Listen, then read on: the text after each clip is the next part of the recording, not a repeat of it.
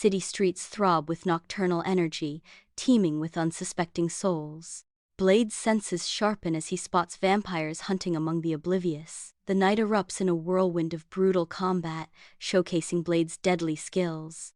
Blade's specialized weaponry flashes, cutting through the chaos with precision. The vampires fall one after another, overwhelmed by Blade's relentless onslaught. Deep beneath the city, Whistler's workshop pulses with clandestine energy, a sanctuary of high-tech weaponry and shadowed purpose. Sparks ignite the gloom as Whistler, grizzled and weary, welds with intense focus, the only sound the hiss of metal meeting flame. Blade emerges from the shadows, trenchcoat torn, wounds fresh, his very presence a declaration of relentless war. Blade's voice cuts through the mechanical hum.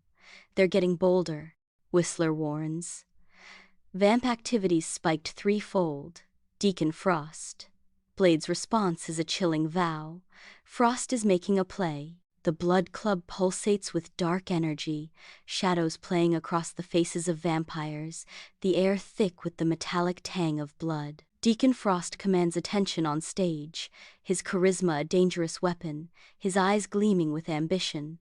Deacon Frost's voice cuts through the anticipation. The ancient council clings to their outdated traditions, blind to the power that awaits us. Deacon Frost declares, "I say enough. We will resurrect La Magra and usher in a new era of vampire dominance." In the hospital's dimly lit corridor, Dr. Karen Jensen walks unaware, her footsteps echoing softly. A vampire attacks.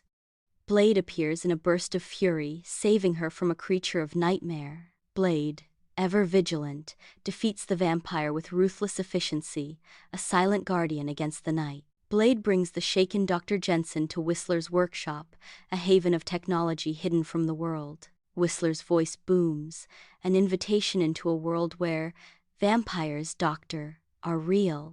In Whistler's sun-drenched workshop, motes of dust swirl in the golden light as Karen takes in her surroundings. Whistler, wrench in hand, passionately recounts Blade's extraordinary origins. Karen's brow furrows as she absorbs the complex science of vampirism. With newfound determination, Karen's eyes gleam as she begins to formulate a daring plan. In the heart of the vampire archives, Blade moves with lethal grace, a phantom amidst the towering shelves. Karen, brow furrowed, deciphers cryptic symbols on a holographic display, her focus absolute. Whistler, hunched over a complex lock, whispers in frustration. Red eyes pierce the gloom as vampire guards emerge, hissing from the shadows, initiating a tense standoff.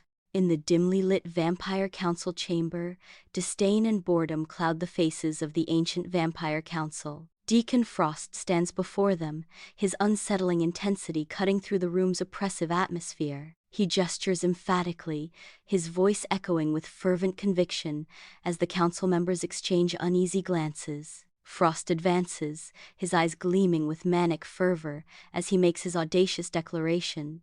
"Embrace La Magra. Ascend to a power you cannot even fathom. We will be gods." Whistler's workshop lies in ruins, a scene of destruction and chaos. Blade surveys the wreckage, his face hardening with fury, as Karen watches with a mixture of concern and fear. Blade's voice cuts through the silence, a single word filled with venom. "Frost." Blade vows, "He's got Whistler. I'm going to bring Whistler back and stop Frost's plan." Rain-soaked city streets reflect neon signs like shattered dreams as Blade emerges from the shadows. He moves with lethal grace, a predator drawn to the scent of fear in the grimy alleyways. A Frost henchman trapped in a dead-end alley, his eyes widen as Blade approaches. Blade corners his prey, the neon lights casting an eerie glow on their confrontation. The henchman trembles, cornered and desperate, as Blade's shadow looms over him. Blade's voice cuts through the night. "Where is Whistler?" Blade storms into Frost's heavily fortified headquarters, a symbol of defiance against the vampire horde. He unleashes a furious assault, each strike a testament to his relentless combat prowess. Vampires surge from the shadows, their fangs bared in a desperate attempt to overwhelm him.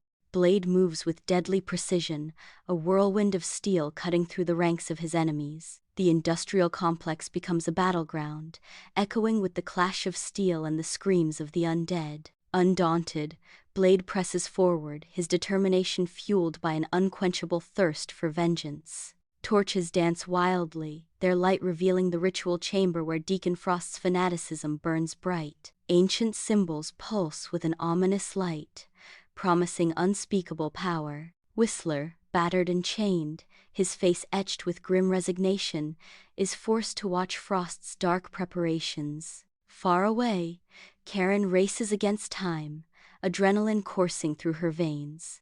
She clutches a syringe filled with a potent serum, Blade's only hope. The night becomes a desperate race against destiny. In the heart of the ritual chamber, Blade faces Deacon Frost, whose body pulses with the raw energy of La Magra.